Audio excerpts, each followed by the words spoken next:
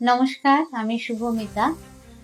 দক্ষিণ দিনাজপুরের বালুরঘাট শহরের কালী মায়ের মন্দির বল্লা কালীবাড়ি, বল্লা মা।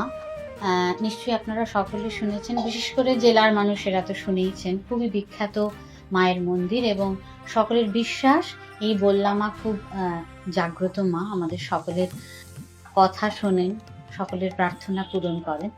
তো যেটা জানানোর বিষয় উল্লেখযোগ্যভাবে, সেটা হচ্ছে এই প্রথম বল্লা মায়ের জন্য একটা শ্যামা সঙ্গীত তৈরি হয়েছে।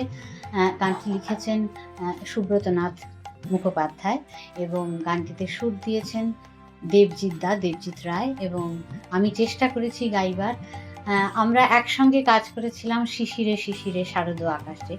এই এত বছর পরে আবার এই টিমটাই আমরা কাজ করেছি বল্লা মায়ের গান গাওয়ার জন্যে। আর প্রথম সুচিত্রা মিউজিক থেকেই এই বল্লা মায়ের গান বেরোচ্ছে। বল্লা মায়ের মন্দিরের জন্যও প্রথম গান এবং সুচিত্রা মিউজিক থেকে এই প্রথম মায়ের গান বেরোচ্ছে।